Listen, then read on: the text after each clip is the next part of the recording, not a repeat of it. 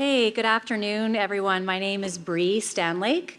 I'm the site director at CDL-Vancouver, based at the Sauder School of Business at UBC in beautiful Vancouver. We run 4 local streams in Vancouver. We have climate, compute, minerals, and biomedical engineering. And the coming venture is a graduate from our biomedical engineering stream. So the stream's mission is to support founders in commercializing engineering solutions that improve quality, speed, cost, or accessibility of healthcare. And I am very pleased to introduce one of those founders to you today, Catherine Winkler from MindfulGarden. MindfulGarden addresses the high human and economic costs associated with in-hospital delirium with its patent-pending interactive biofeedback platform. The company is really one of the top performing ventures in the BME room, often exceeding its objectives. And they've done a really tremendous job leveraging the expertise of the mentors in the room and have gained significant traction since joining CDL. So please join me in welcoming Catherine and MindfulGarden.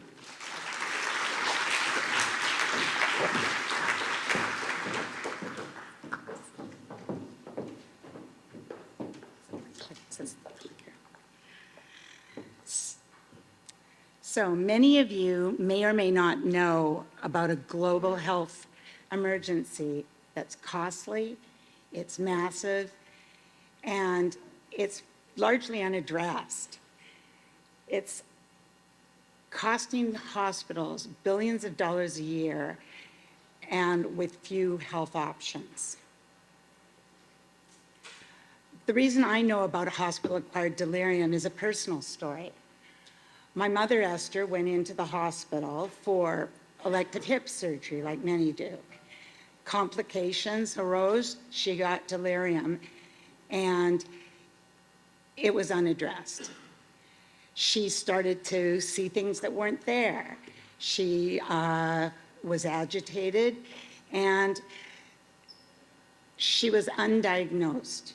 And that's the major thing. She was undiagnosed, and delirium is reversible to a large part if a person can be diagnosed, So unlike dementia. So it became after she died, it became a national story in Canada, and it really changed my life. I ended up looking at taking our work and looking at the process and saying, what could we do to start looking for opportunities in addressing this problem. So delirium is an acute change in the brain. It's considered a medical emergency. And after it became a national news story, our team that had been working in digital technologies said, could we build a first clinically validated platform for hospital-acquired delirium while reversing the use of antipsychotics and restraints as a tool of first reach in care. So the statistics, as we said, are large. There is a $92 billion North American direct cost of delirium in hospitals. We're getting 8 million patients annually, and the prevalence is 70% inside the ICUs.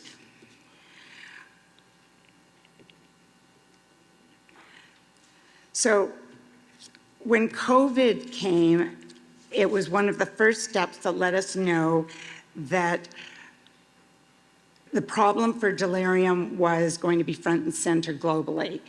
And we started to see the stats come out. 3 times the readmissions, 3 times the in-hospital mortalities, and 9 times the risk of cognitive decline post-release,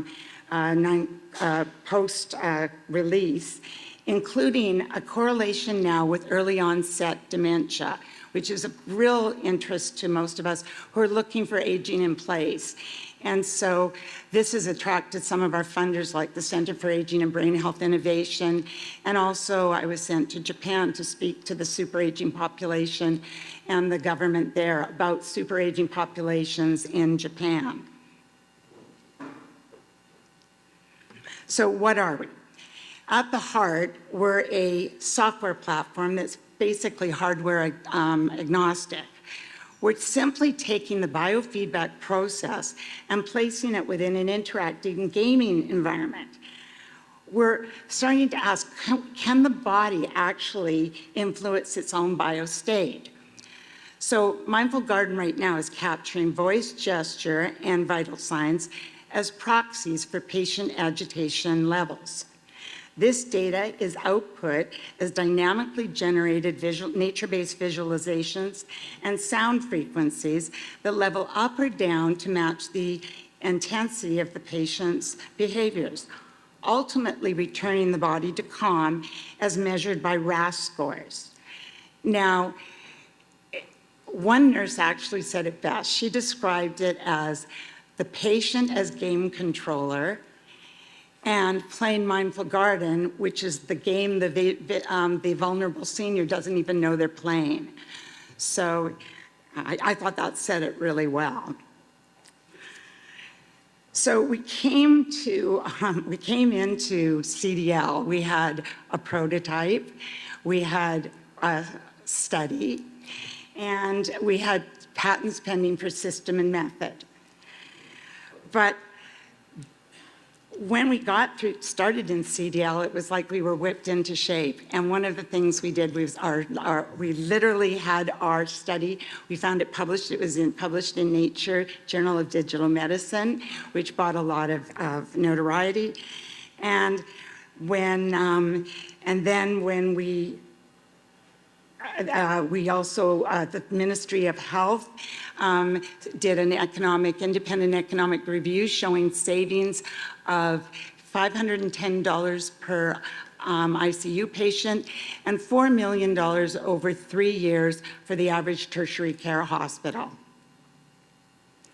So we are Health Canada cleared just through CDL. Our patents are pending. And we have 2 hospitals signed for doing hospital evaluations. We have inbound U.S. demand. The University of Texas Children's Hospital has called us because they're experiencing 25% prevalence of delirium in their ICUs. And so ultimately, we know that the human condition, one of our advisors said, the human condition is not to pull a pharmaceutical sock over the neurons. Our job is to find out if the body can intervene before the antipsychotics as tool of first reach. So if we can get the doctors and nurses not to use the antipsychotics and the restraints first, we've done our job. And as we look more and more into the biometrics behind delirium, we think we'll have one of the first world's database on delirium and find out a little bit more about what makes up delirium today. Thanks. Oh, sorry. The most important thing I'm looking for introductions to any hospitals for evaluations, and we'd love to finish the final $150K on our $900K safe, which will lead us through to the fall for our first priced round, and that priced round will lead us right through to commercialization because we'll build off our first product to build all of our seconds. Thank you.